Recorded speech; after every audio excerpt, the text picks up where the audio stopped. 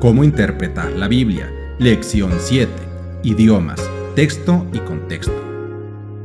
El propósito de la lección de esta semana es que en su palabra Dios comunicó a los humanos el conocimiento necesario para la salvación. La lección la dividiremos en 3 partes. La primera, entendiendo la Escritura.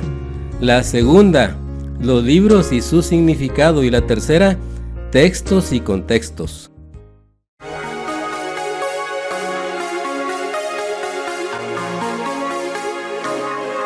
Frecuencia cristiana.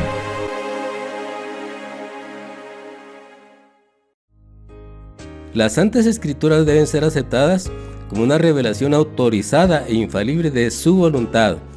Son la norma del carácter.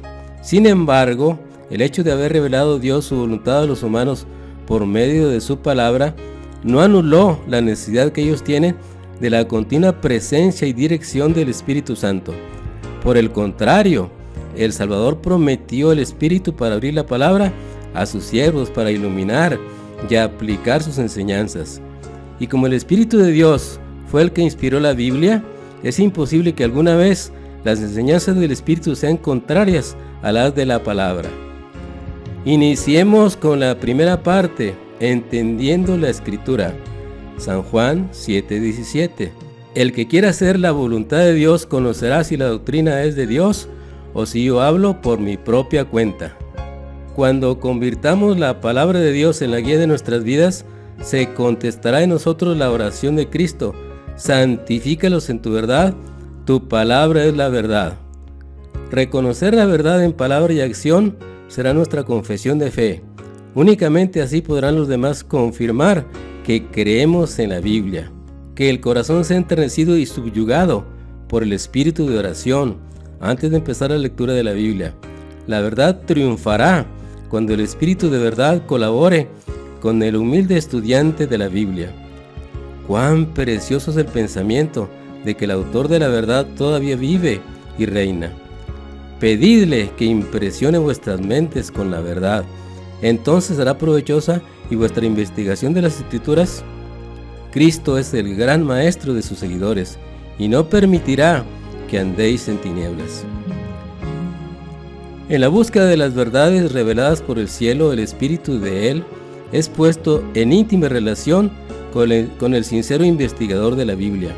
La comprensión de la voluntad revelada por Dios ensancha la mente, la expande, la eleva y la dota de nuevo vigor, poniendo sus facultades en contacto con la maravillosa verdad. La Biblia da al verdadero investigador de la verdad una avanzada disciplina mental, y él sale de la contemplación de las cosas divinas con las facultades enriquecidas. El yo es humillado, mientras que Dios y su verdad revelada son exaltadas.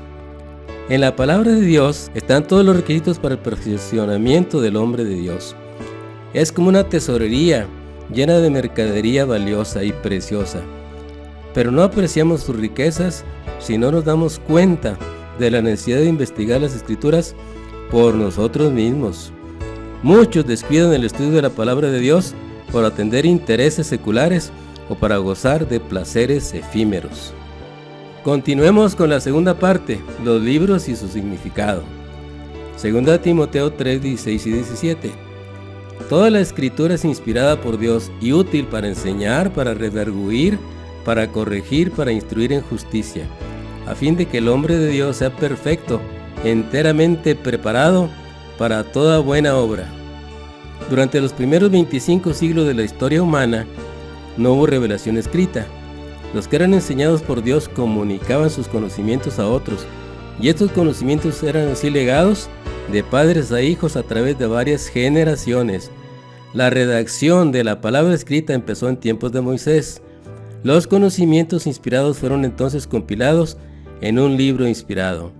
Esa labor continuó durante el largo periodo de 16 siglos, desde Moisés, el historiador de la creación y el legislador, hasta Juan, el narrador de las verdades más sublimes del Evangelio. Escritos en épocas diferentes y por hombres que diferían notablemente en posición social y económica, en facultades intelectuales y espirituales, Los libros de la Biblia presentan contrastes en su estilo, como también diversidad en la naturaleza de los asuntos que desarrollan. Sus diversos escritores se valen de expresiones diferentes, y a menudo la misma verdad está presentada por uno de ellos de modo más patente que otros. Ahora bien, como varios de sus autores nos presentan el mismo asunto desde puntos de vista diferentes y aspectos diferentes, puede parecer al lector superficial, descuidado y prevenido que hay divergencias que contradicen. Ahí donde el lector atento y respetuoso discierne con mayor penetración la armonía fundamental. Presentada por diversas personalidades, la verdad aparece en sus variados aspectos. Uno escribe y percibe con más fuerza cierta parte del asunto, comprende los puntos que armonizan con su experiencia o con sus facultades de percepción y apreciación. Otro nota más bien otro aspecto del mismo asunto, y cada cual con la dirección del Espíritu Santo presenta lo que ha quedado inculcado con más fuerza en su propia mente. De aquí que encontramos en cada cual un aspecto diferente de la verdad, pero perfecta armonía entre todos ellos. Y las verdades así reveladas se unen en perfecto conjunto, adecuado para satisfacer las necesidades de los hombres en todas las circunstancias de la vida. Al predicar a los tesalonicenses, Pablo apeló a las profecías del Antiguo Testamento concernientes al Mesías.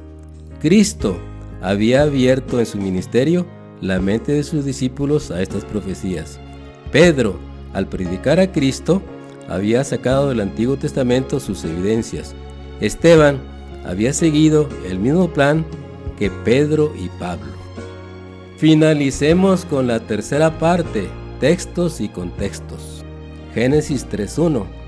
Pero la serpiente era astuta, más que todos los animales del campo que Jehová Dios había hecho, la cual dijo a la mujer: ¿con que Dios ha dicho, no comáis de todo árbol del huerto? Satanás tentó al primer Adán en el Edén, y Adán argumentó con el enemigo, dándole así una ventaja. Satanás ejerció su poder hipnótico sobre Adán y Eva, y se esforzó por ejercer ese poder sobre Cristo. Pero después de que fueron citadas las palabras de las Escrituras, Satanás supo que no tendría la oportunidad de triunfar. Cristo ocupó el lugar de Adán en el monte de la tentación para soportar la prueba en que éste fracasó. Entonces Cristo venció en lugar del pecador.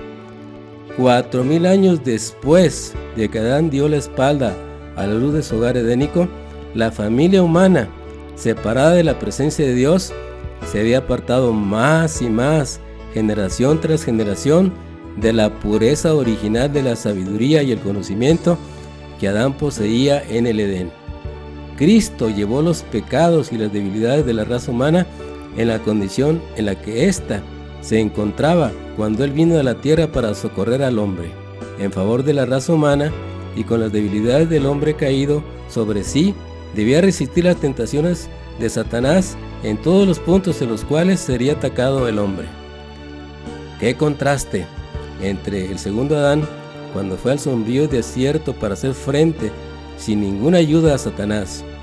Desde la caída de la raza humana, había estado disminuyendo en tamaño y en fortaleza física, y hundiéndose más profundamente en la escala de la dignidad moral, hasta el período del advenimiento de Cristo a la tierra.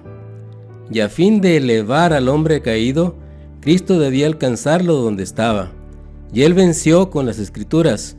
Su dicho fue: escrito está, y escrito está también, es decir, texto y su contexto. El plan de salvación así revelado con sencillez en la palabra de Dios, pero se ha buscado demasiado la sabiduría del mundo y demasiado poco la sabiduría de la justicia de Cristo. Y almas que podían haber descansado en el amor de Jesús han estado dudando y confusas acerca de muchas cosas. Debemos confiar en Jesús por nosotros mismos y apropiarnos de las promesas de Dios para nosotros, o de otra manera, ¿cómo podemos ayudar a otros a tener una confianza humilde y santa en Él? Decidamos hoy estudiar la Biblia como se debe de estudiar, comparando texto con texto y escritura con escritura.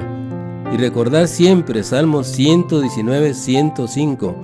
Lámpara es a mis pies tu palabra y lumbrera a mi camino.